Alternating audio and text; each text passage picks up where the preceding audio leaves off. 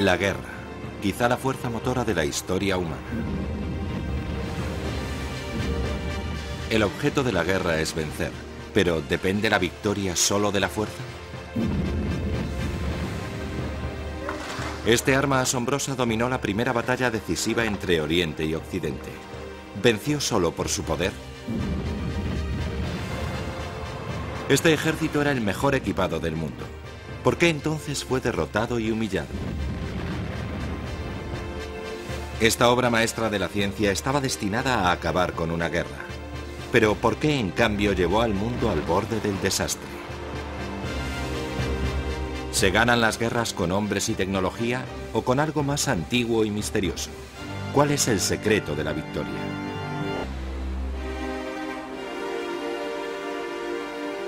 Una de las imágenes más perdurables de la guerra, la bandera americana izada en la isla de Iwo Jima en febrero de 1945. Fue un momento decisivo de la Segunda Guerra Mundial en el Pacífico. Una batalla entre marinos americanos en masa por un lado y japoneses atrincherados por otro, peleando por un objetivo estratégico. Un precio en vidas altísimo, cerca de 7.000 americanos, 21.000 japoneses.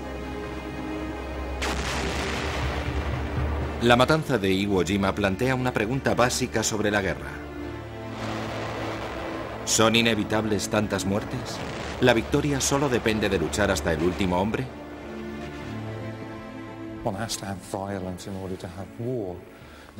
Para que haya guerra tiene que haber violencia. La guerra es un negocio donde hay mucho en juego. Entre otras cosas, la vida humana. Así que hay que hacerlo bien. Los políticos y militares tienen que pensar muy bien lo que intentan conseguir. Pero en la confusión de la guerra, ¿se puede pensar con claridad? ¿O existe una sabiduría misteriosa, unas reglas de la guerra que determinan quién gana y quién pierde?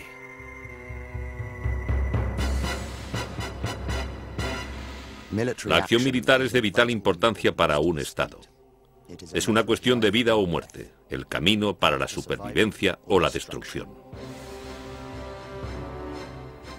El primer principio de la guerra, el de ser piedra angular de la supervivencia nacional, también es el más antiguo. La guerra fue tan vital para los antiguos griegos que las batallas militares se celebraban con poemas y se representaban en los teatros.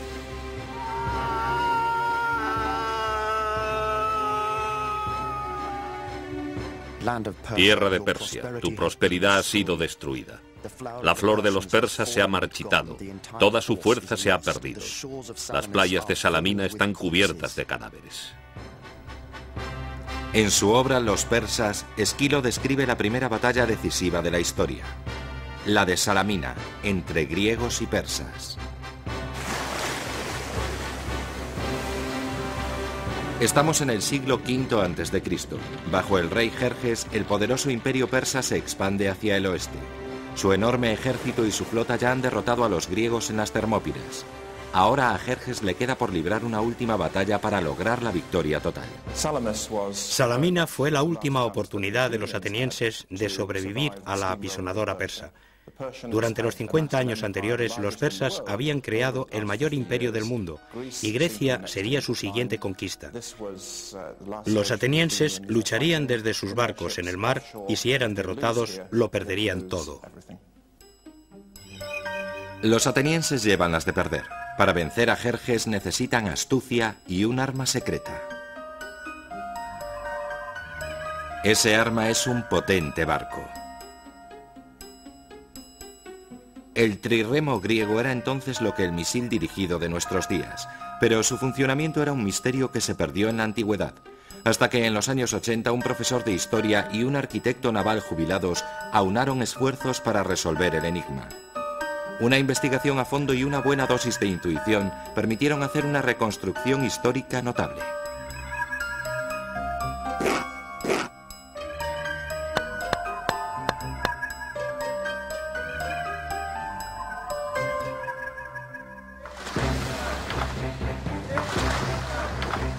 Esto, nunca visto en 2000 años, es el arma secreta de los griegos.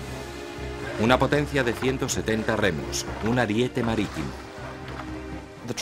El trirremo era un arma increíblemente compleja, sofisticada y cara para su época.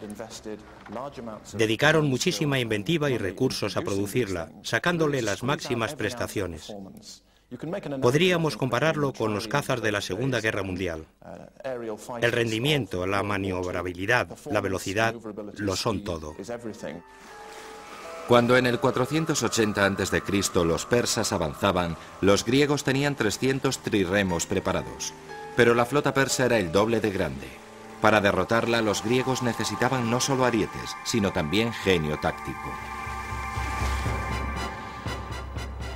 Una operación militar requiere engaño. Si eres bueno, finge no serlo. Si eres eficaz, aparenta ineficacia. Y el almirante griego Temístocles era un maestro del engaño.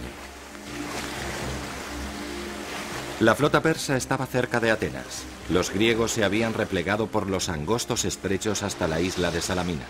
Entonces Temístocles puso en marcha su plan. Temístocles quiere engañar a los persas para que ataquen a los griegos en aquellas aguas y no en mar abierto, donde estaban mejor equipados para vencer. Lo que hace es enviar un mensajero, un esclavo suyo, a decir a los persas que los griegos están a punto de huir.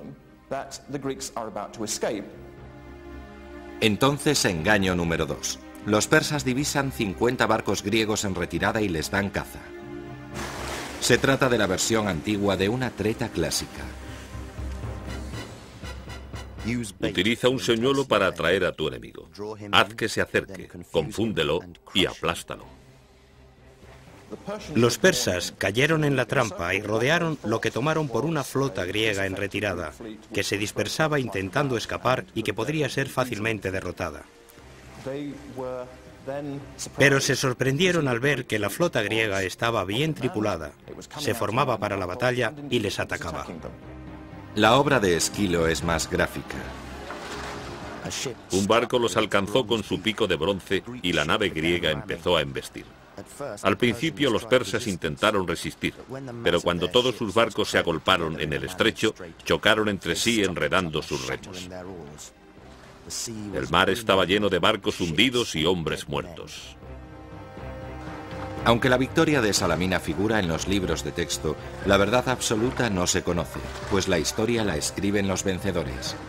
Quizá la obra de Esquilo sea pura propaganda y exagere el genio griego y la credulidad persa. Pero una cosa es segura, la de Salamina fue la primera batalla decisiva de la historia. Toda la tradición occidental se basa en los griegos. De haber perdido la batalla de Salamina, algo muy posible, los persas habrían conquistado Grecia, igual que hicieron con casi todo Oriente Medio durante el medio siglo anterior. ¿Qué habría sido entonces de nuestra civilización? Tal vez ahora hablaríamos y estudiaríamos persa y no tendríamos nada parecido a las ideas desarrolladas por el mundo griego. Salamina fue una batalla real. Sus tácticas se siguen enseñando en las academias militares como parte de la antigua ciencia de la guerra. Pero para revelar los secretos de la victoria, ¿tienen que ser reales las batallas? En la costa de Turquía, unas ruinas batidas por el viento. Quizá el yacimiento arqueológico más controvertido y misterioso del planeta. ¿Es este el escenario de la mayor leyenda guerrera? ¿Presenció el nacimiento de un gran secreto militar? En el siglo VII a.C., el poeta Homero narró una epopeya de cómo Helena, reina de Esparta en Grecia, fue raptada por Paris, príncipe de Troya, y de cómo los griegos, conducidos por Agamenón, rey de Micenas, se dirigieron a Troya a rescatarla, y de cómo la guerra duró 10 años hasta que los griegos protagonizaron una de las mayores trampas de la historia militar. Se trata de la leyenda de la guerra de Troya, como la cuenta la Ilíada, de Homero. Los antiguos griegos trataron a Homero como a un maestro de la guerra, pero a un nivel muy abstracto, pues en la práctica hay suficientes diferencias entre lo que ocurre en el campo de batalla de Homero y lo que debió ocurrir en una batalla griega, como para dejar claro que quizá las lecciones prácticas fueran más limitadas. Desde luego hay mucho que admirar en esa historia, y suficientes pasajes que subrayar y emplear como ilustración de lo que uno puede o tal vez debería hacer en una batalla, como para considerar a Homero una fuente útil. ¿Fue real la guerra de Troya?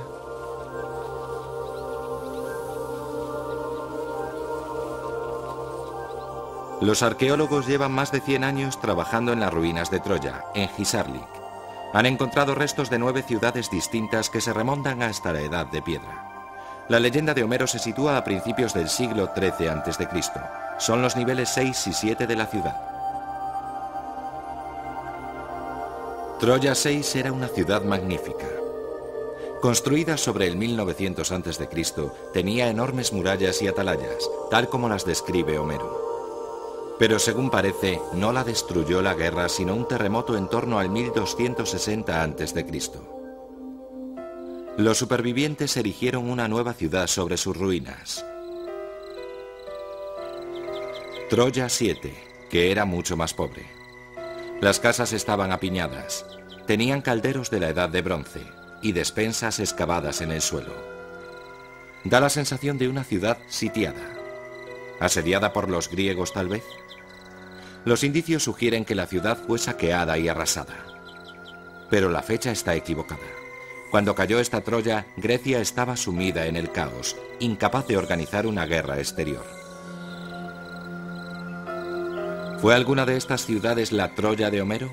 Los indicios arqueológicos dicen que no, pero existe otra pista sobre el suceso más misterioso de aquella guerra legendaria. Según la leyenda, los griegos construyeron un caballo de madera, escondieron en su interior a sus mejores guerreros y fingieron la retirada. Los troyanos tomaron el caballo por un regalo de los dioses y lo metieron en la ciudad.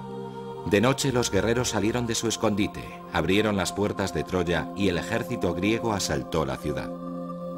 Pero para los griegos el caballo era algo más que un animal. Representaba la presencia de un dios en la tierra, Poseidón, dios de los terremotos.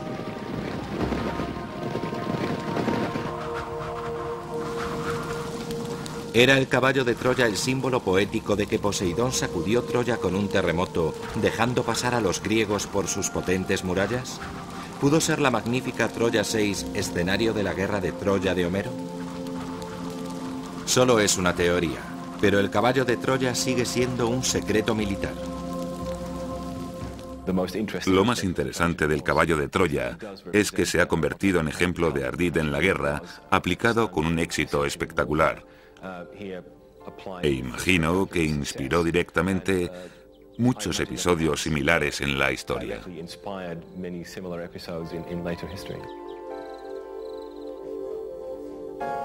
A estos niños les enseñan una leyenda militar del siglo XX.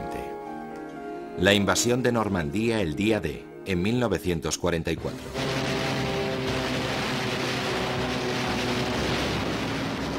Los sucesos bordados en este enorme tapiz rinden tributo a la organización y planificación militares modernas. Y eso que, al igual que los griegos, los aliados basaron su éxito en un caballo de Troya. Norte de Francia. En el último año de la Segunda Guerra Mundial, este litoral era tan inexpugnable como los muros de Troya. Hitler esperaba una invasión aliada e hizo de Francia una fortaleza. Hitler quería levantar una especie de muralla alrededor de toda Francia para que fuera impenetrable. Quería convertir a Europa en un verdadero castillo que habría que asediar. Y se dio cuenta de que el Canal de la Mancha sería como un gran foso muy difícil de cruzar. El nombre en código de la operación para romper la fortaleza europea era Señor Feudal. Desde su cuartel general en el sur de Inglaterra, el general Eisenhower la planeaba a fondo. Estudiar el terreno, examinar la distancia, la dificultad, la dimensión y la seguridad.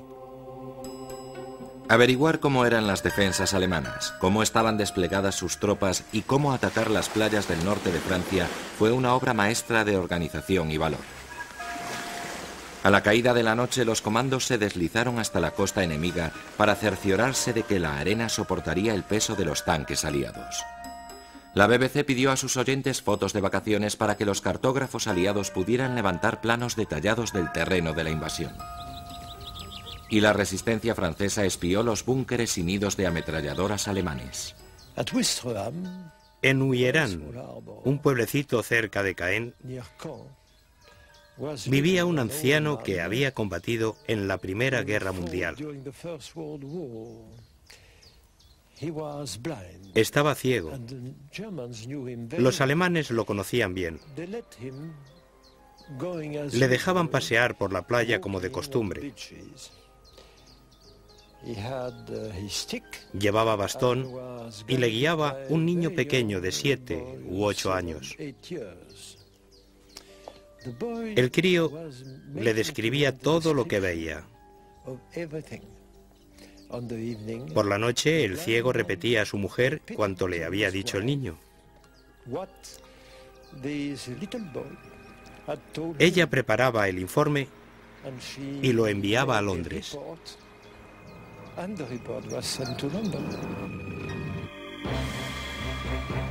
Espiar el campo de batalla solo era parte del plan. Para que los aliados consiguieran tomar las playas normandas, tenían que pillar desprevenidos a los alemanes. Planificación moderna combinada con un antiguo saber. Si piensas atacar cerca, finge que lo harás lejos. Si vas a atacar lejos, finge que lo harás cerca. En Bletchley Park, en plena campiña inglesa, los decodificadores ingleses escuchaban los mensajes de radio alemanes. Tenían una máquina, un ordenador llamado Coloso, que leía las órdenes secretas del propio Hitler a sus tropas. Sabían que los alemanes esperaban una invasión, y que la esperaban donde no era.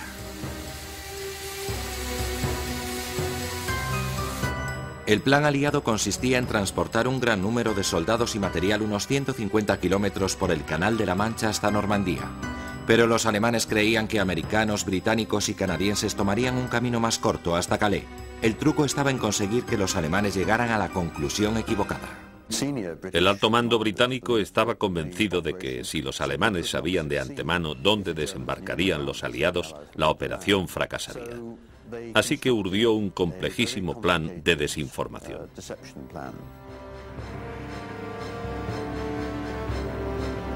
Los aliados construyeron un caballo de Troya, una ilusión de que las tropas se concentrarían donde los alemanes esperaban, enfrente de Calais.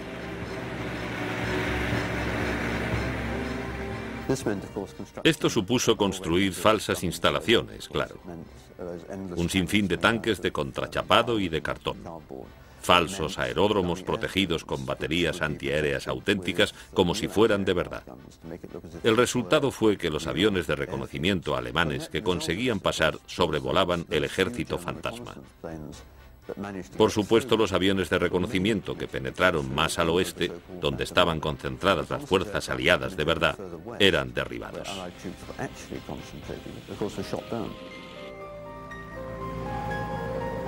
Camiones radio recorrían campos vacíos enviando señales que sugerían la presencia de miles de soldados. Sabían que los alemanes las interceptarían. Y para completar el cuadro, la Operación Doble Cruz. Desde el interior de la propia Inglaterra, los alemanes recibían mensajes de espías que habían infiltrado años antes, solo que ya no eran sus espías. Cada vez que se capturaba a un agente, era llevado a la prisión de Wandsworth, donde se le planteaba una lección muy básica. O le ejecutábamos o trabajaba para nosotros. Alguno de ellos optó por la ejecución, y así se hizo. Pero el resto se pasó con nosotros. Enviaban sus mensajes desde la celda, con un tipo que les apuntaba con una pistola metafórica y les mandaba decir esto o aquello. Y claro, enviaban desinformación. Y todos le decían a Adolfo Hitler lo que quería oír, que la invasión se haría por Calais. A medida que se acercaba el día D, miles de soldados aliados se concentraban secretamente en el sudoeste de Inglaterra, dispuestos a cruzar a Normandía, mientras la inteligencia alemana cartografiaba la posición de las unidades aliadas en la costa sudeste. También hubo que asegurarse de que los alemanes no observaran la actividad del sur de Inglaterra. Por ejemplo, insistieron en teñir de caqui todas las toallas del ejército británico, que eran blancas, porque eran visibles para un avión enemigo en misión de reconocimiento. Día D, 6 de junio de 1944. Los alemanes estaban mirando donde no era. En cosa de segundos se produjo una tremenda explosión. Creímos que caían sobre nosotros, pero esos grandes proyectiles caían en el interior, sobre los soldados alemanes.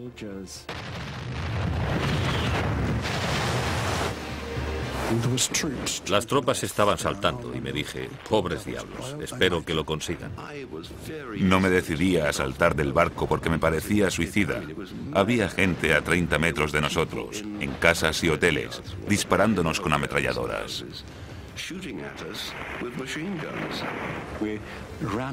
Corrimos por toda la playa con ese ruido infernal. Fue aterrador.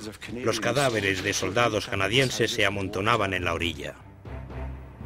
El día D abrió el camino hasta Berlín y hacia la victoria aliada en Europa. Fue una operación tan bien planeada, un caballo de Troya tan fácilmente aceptado, que los alemanes se negaron a verlo venir.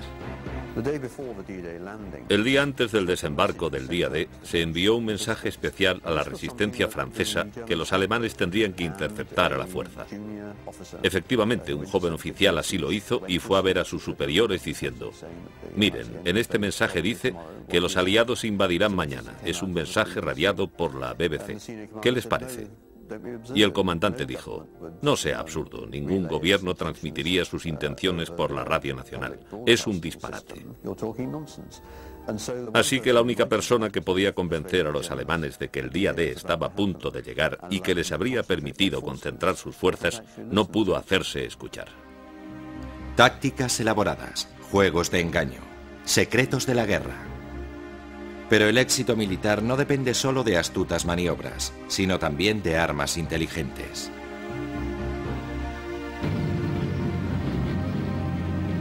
Armas secretas. A lo largo de la historia, los comandantes de éxito siempre han confiado en la tecnología militar. Aunque no basta con tener los artefactos necesarios, el secreto es saber qué hacer con ellos. Usa el fuego con mesura y continuo. Cuando alcance su máxima potencia, sácale provecho. La gente olvida que la tecnología no te da una ventaja automática. Tienes que ser consciente de las posibilidades que te ofrece.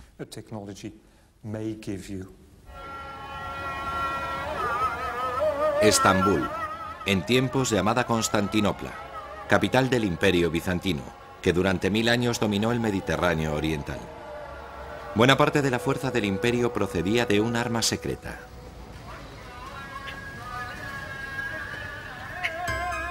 Estamos en el 672 después de Cristo.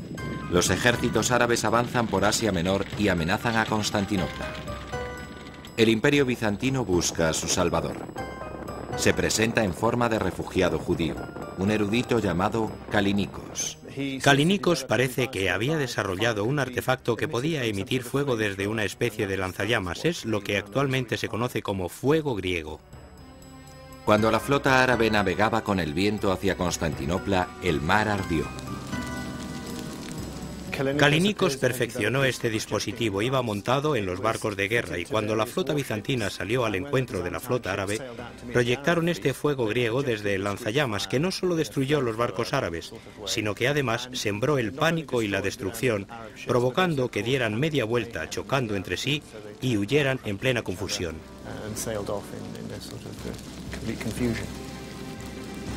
¿Qué arma misteriosa pudo prender fuego al mar? Es un contenedor de bronce lleno de petróleo bruto. Se sella y se coloca sobre un brasero o un hogar de forma que el petróleo se caliente lo suficiente para elevar la presión dentro del contenedor.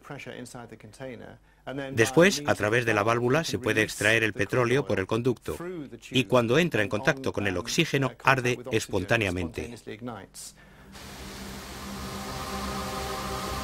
Pero la tecnología sigue el ritmo de las ansias de conquista. Al cabo de 1000 años, Bizancio y el fuego griego encontraron la horma de su zapato, la pólvora.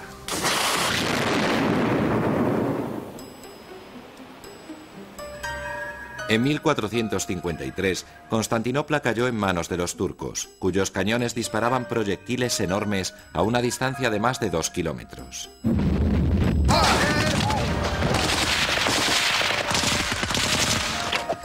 Mientras haya guerras, habrá carrera de armamento.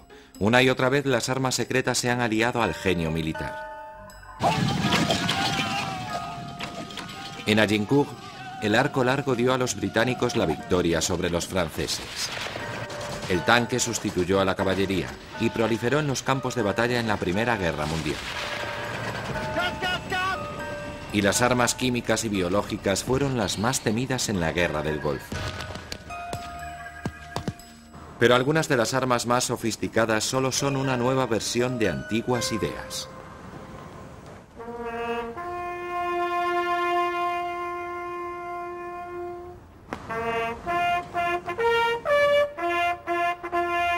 El barco más famoso de la historia británica.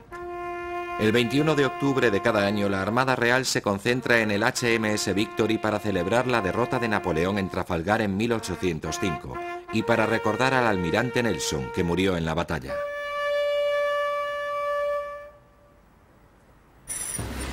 Fue un héroe nacional y un maestro de la táctica. La aniquilación de los franceses en la batalla del Nilo y de los daneses en la batalla de Copenhague por Nelson figuran entre las mayores victorias navales de la historia.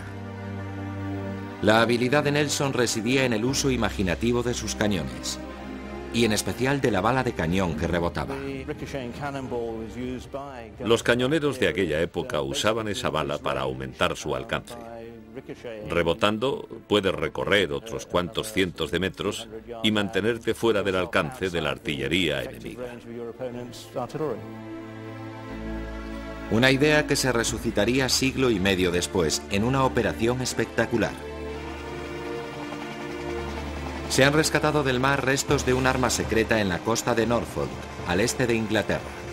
Estos objetos oxidados eran prototipos de una bomba única de la Segunda Guerra Mundial. Una bomba diseñada para atacar un blanco muy especial. La máquina de guerra de Adolfo Hitler dependía de la producción de armamento, principalmente en las acerías del Valle del Ruhr, en Alemania Occidental.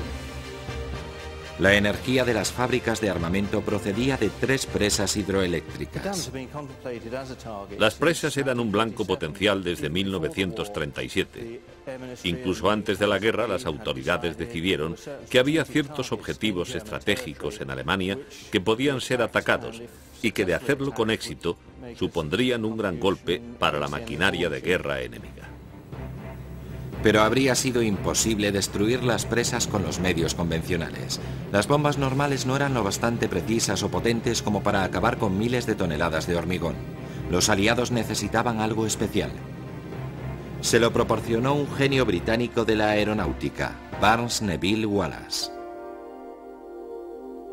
Comprobó que solo había una forma de aplicar la cantidad precisa de explosivo en el lugar exacto.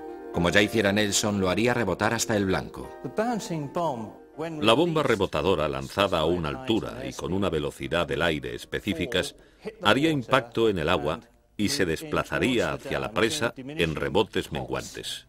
Cuando se hundiera, se quedaría pegada al muro de contención, girando todavía, hasta alcanzar la altura óptima para que las pistolas hidrostáticas explotaran y abrieran un boquete en pleno muro. La bomba la lanzaría el poderoso Lancaster, orgullo de la flota de bombarderos inglesa. Lo haría de noche, desde 20 metros de altura sobre el agua, en el momento exacto y a la distancia crítica. El 16 de mayo de 1943, al caer la noche, despegaron las 19 mejores tripulaciones del Escuadrón 617 en la misión de bombardeo más audaz de la Segunda Guerra Mundial.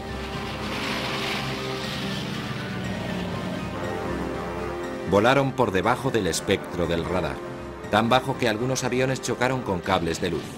Otros fueron derribados. La primera presa fue duramente defendida con fuego antiaéreo, cuando el primer Lancaster voló a ras del agua para soltar su bomba. Pero la presa aguantó. Un segundo avión hizo su pasada y luego otro y otro. Cuando rebotó la quinta bomba, se abrieron las primeras grietas. El Ministerio del Aire acaba de emitir este comunicado. A primeras horas de la mañana, un cuerpo de Lancasters de la unidad de bombarderos atacó con minas las presas de los embalses de Mauna y Sorpe. Un reconocimiento ulterior comprobó que la presa de Morner presenta una grieta de 90 metros. También se atacó la presa de Aida, que según nuestros informes también ha sido dañada. Los ataques se realizaron desde muy baja altura con gran valor y sangre fría, frente a una feroz resistencia.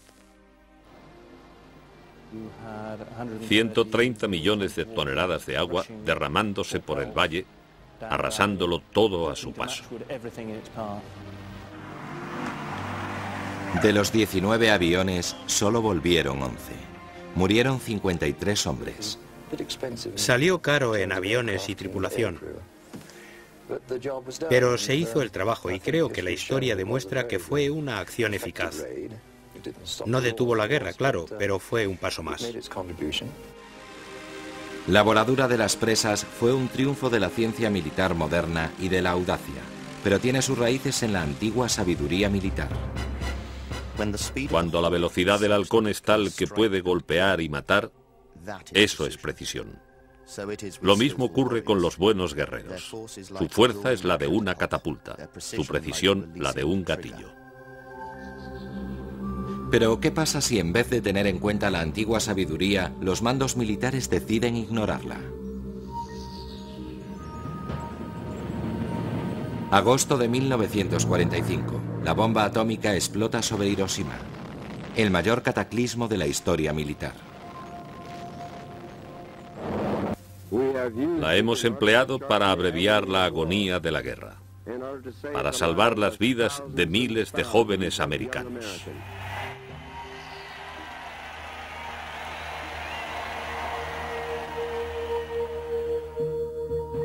El uso de un arma aterradora para evitar un derramamiento de sangre parece una decisión lógica, ¿o no? Quizá la decisión de usar la bomba encierre más misterio del que parece. ¿Era necesario destruir 2 ciudades con blancos civiles en su mayor parte? ¿Era necesario o podían haber ganado la guerra sin hacer eso? Creo que esa es la pregunta fundamental. Recientemente los investigadores han profundizado en el misterio de la bomba. Quizá había 2 motivos para usarla. Uno, el anunciado públicamente, el otro, secreto. En Los Álamos, Nuevo México, algunas de las mentes más brillantes del planeta llevaban 2 años buscando la forma de convertir la teoría atómica en una realidad militar. Pero el tiempo se agotaba. Se intentó lanzar la bomba porque la guerra tocaba a su fin. Al general Grubbs, jefe del proyecto Manhattan, le preocupaba que acabara la guerra antes de que se pudieran fabricar y lanzar las bombas. Y estuvo a punto de ser así. En verano de 1945, la Segunda Guerra Mundial casi había terminado en el Pacífico, y los japoneses lo sabían. Las victorias americanas de Iwo Jima y Okinawa habían colocado a las fuerzas aliadas en posición de invadir el propio Japón. Los rusos también planeaban sumarse al asalto final. Los japoneses buscaban activamente la paz. En Washington había 2 opciones sobre la mesa para asegurar la rendición japonesa. Está claro que había un modo o varios de acabar con la guerra sin una invasión y sin la bomba atómica. Concretamente, dando garantías de que no se tocaría al emperador japonés, su dios emperador, y con la entrada de los rusos en liza. Eran medidas disponibles. La otra opción consistía en usar la bomba y luego, en caso necesario, decir a los japoneses que podían quedarse con su emperador. La opción de la bomba era la preferida, como dijo un historiador. ¿Por qué, habiendo una solución diplomática, los americanos optaron por la bomba? La respuesta al misterio quizá resida en uno de los estadistas más influyentes y menos recordados del siglo XX. James Burns, secretario de Estado del presidente Truman. Se mire por donde se mire, en la decisión de acabar o no la guerra por la negociación o haciendo entrar a los rusos, él es la figura clave. Es James Burns quien controlaba la toma de decisión a tomar. A Burns no le preocupaban tanto los japoneses, que estaban derrotados, como la Unión Soviética. Stalin ya estaba cerrando su garra sobre Europa del Este. Ahora también amenazaba al Pacífico. Si América quería dominar el mundo de la posguerra, tenía que dar una lección a los rusos. Para él, la bomba era un instrumento de presión en su negociación con los rusos. Como una espada de Damocles sobre ellos, se supone que dijo Truman. Para mantenerlos a raya, diría otra persona. Él pensaba en Rusia y en el mundo de la posguerra y en su propio poder como secretario de Estado en un mundo destruido. Con ella, los Estados Unidos se alzarían como primera potencia mundial y él, como secretario de Estado, dispondría de ese nuevo armamento. Los historiadores sostienen que la bomba atómica no se usó para derrotar a Japón, sino como advertencia a los rusos. Una opinión polémica. No creo que por entonces Truman fuera consciente de que el siguiente conflicto que afrontarían los Estados Unidos sería con la Unión Soviética. Y aunque lo supiera, aún creía que las bombas atómicas eran un arma más. Todavía no eran algo especial como lo son hoy en día.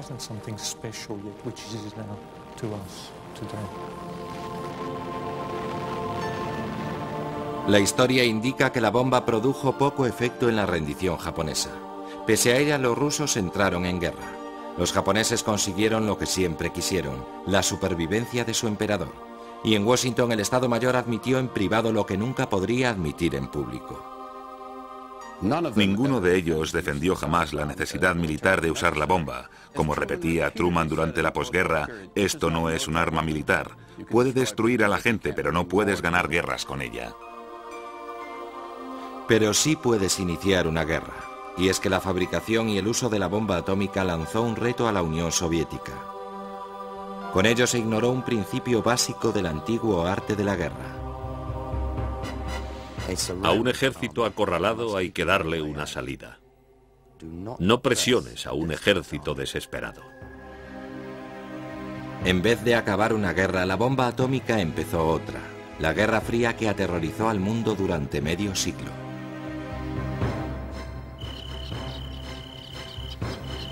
Este es el Valle de la Muerte, un campo de batalla en Crimea, junto al Mar Negro, en Rusia. Es la escena de una operación de caballería británica inmortalizado en la poesía, la carga de la caballería ligera.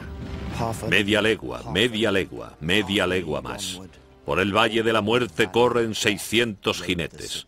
Nunca su gloria se desvanecerá. Salve a la caballería ligera, a los 600 nobles. Miró hacia abajo y vio al enemigo tomar. Los descendientes actuales de la caballería ligera siguen contando la historia de la carga. Ahora capturaré el cañón porque es un signo de victoria y para ello desplegaré a la caballería ligera. Es una historia de valor y de victoria, arrancada de las fauces del desastre. Lo que quiero decir es que fue un lío absoluto.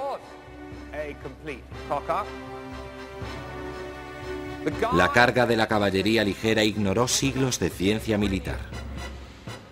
Cuando los generales son débiles y carecen de autoridad, y las instrucciones no son claras, se induce el motín. 1854. Los británicos luchan con los rusos por el control del Mar Negro. Los rusos han capturado posiciones de artillería británica en las colinas próximas a la ciudad de Balaklava.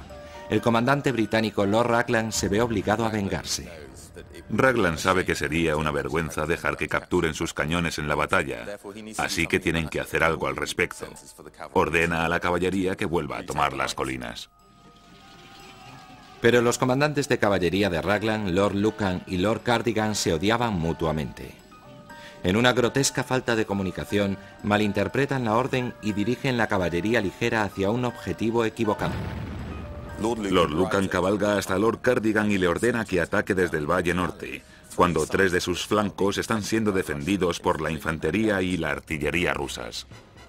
Al ejército le gustan los lugares altos y le disgustan las tierras bajas. Es una orden suicida. Lord Cardigan pide una aclaración a Lucan y le dice: «Señor, es una operación muy peligrosa. ¿De verdad debemos hacerlo?» Y Lord Lucan le contesta: «Esas son sus órdenes, límitese a cumplirlas». Lo sucedido después se sigue recreando hoy en día en las paradas militares inglesas. La carga emprendió la marcha al paso y siguió al trote.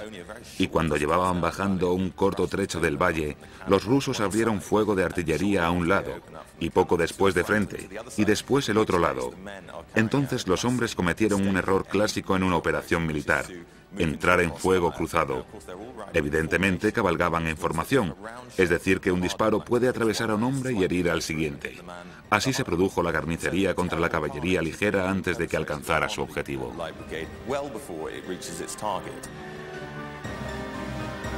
Fue casi un suicidio. Era improbable que la carga sirviera para nada. Lo raro es que la carga resultara una acción relativamente gloriosa. Parecía imposible que esos 673 hombres salieran con vida del valle, pero varios de ellos volvieron, y antes de volver, tomaron los cañones que eran su objetivo inicial, y no solo eso, sino que además consiguieron hacer retroceder por el valle a los 2000 hombres de la caballería rusa. Eso en sí es un logro increíble. Uno de los misterios de la guerra es que a veces la buena suerte puede superar la mala planificación o la mala ejecución. A veces, pero no a menudo. Vietnam. Los Estados Unidos combatieron durante 13 años en el sudeste asiático. Gastaron 200.000 millones de dólares y perdieron más de 50.000 vidas intentando conjurar la sombra del comunismo de Vietnam del Sur. Y fracasaron. Todos esos muertos, todo el dinero gastado, no sirvieron para nada. Fue un despilfarro. Menuda broma. ¿Por qué la primera potencia militar mundial sufrió tamaña humillación en Vietnam? Quizá porque su oponente, Ho Chi Minh, conocía mejor el antiguo arte de la guerra.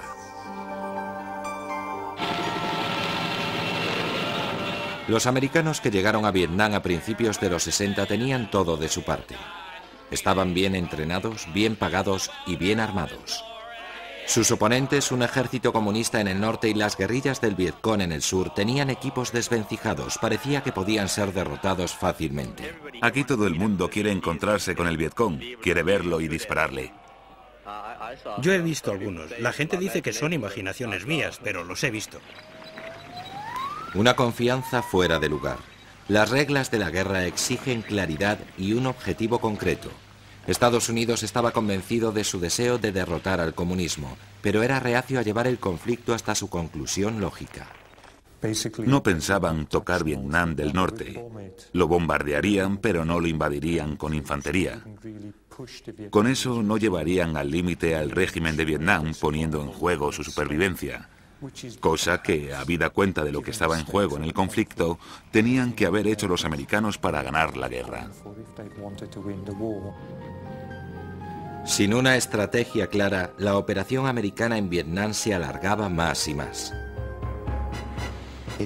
Para una nación nunca es bueno que una operación militar se prolongue mucho tiempo. Vietnam se convirtió en una guerra interminable.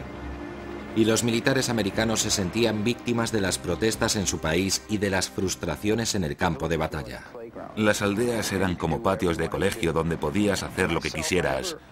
Yo personalmente nunca cometí actos personales de violencia contra civiles. Siempre actué contra la propiedad. Disfrutaba quemando las cosas. Quemé cuanto me vino en gana. El teniente dijo que saliéramos y matáramos a todos. Estaré vigilando. Si no matáis a todos, os mataré a vosotros.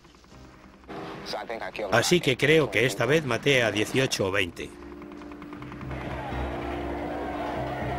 Tras la matanza de 102 personas en My Lai, el consejo de guerra del teniente Calley no apaciguó mucho a un público cansado de ver las imágenes de muerte y destrucción de la primera guerra televisada.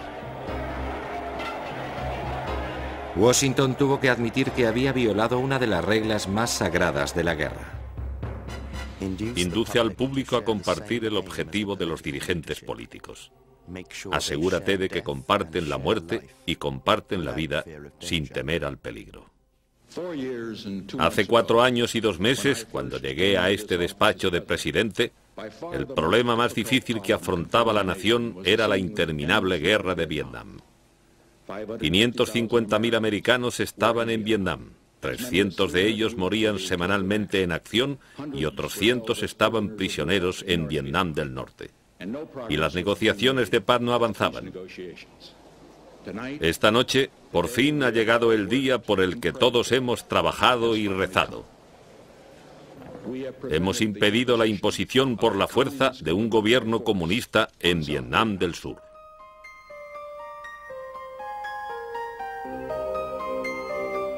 Unos Estados Unidos escarmentados firmaban un acuerdo de paz con los norvietnamitas en 1974, pero en ese, como en otros tantos aspectos de la guerra, Washington entendió mal a su enemigo. Desde luego, se subestimó la determinación de los norvietnamitas. Además, la gran aversión a la potencia extranjera proporcionó el apoyo popular a los norvietnamitas en el sur, lo cual tuvo su importancia en la continuación de la guerra. No fue solo perseverancia. Ho Chi Minh y sus colegas del Vietcong sabían cómo hacer que a América le saliera el tiro por la culata. Los hábiles en lo heterodoxo son infinitos como el cielo y la tierra. Atacan y vuelven a atacar. Y el Vietcong era cualquier cosa menos ortodoxo. Se escondían en una red de túneles que se adentraba mucho en el interior. Se ocultaban en la selva incluso cuando los americanos creían haberlos encontrado. ¿Qué pasa con los Vietcong cuando los identificas? Se te escurren entre los dedos, simplemente. Y cuanto más pánico tenían los americanos, más apoyo conseguía Ho Chi Minh.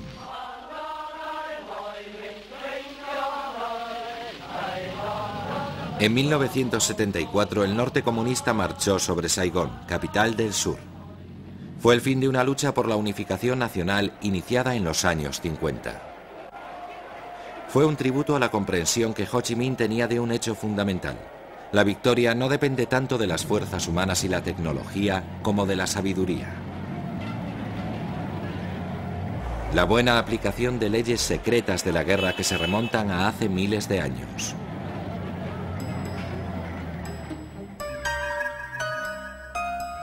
Datan de antes de los comienzos de la historia militar escrita en China, en el siglo IV a.C.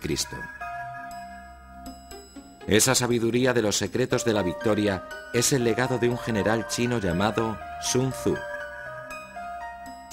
Sun Tzu fue un genio militar y lo demuestra al ser capaz de ir más allá de las preocupaciones tradicionales de un militar, que son las de sus propias fuerzas. Sus principios estratégicos tratan sobre el duelo mental dinámico con el enemigo, cuando la mayoría de los comandantes se contentarían con hacer formar a sus fuerzas, enviarlas a la batalla y dejar que ganen solas. Fue Sun Tzu quien reconoció la importancia de armas como la bomba rebotadora miles de años antes de que fuera técnicamente posible. Fue él quien preconizó el engaño sin haber oído hablar de un caballo de Troya. Y fue Sun Tzu quien guió a Ho Chi Minh en su poco ortodoxa victoria de Vietnam. Hay reglas de la estrategia temporales, pues se trata del conflicto entre individuos. Es una contienda dinámica, como un juego de ajedrez o de naipes, y esas luchas se rigen por principios duraderos. Sun Tzu los identifica. Al final, el secreto de la victoria no depende solo del poder.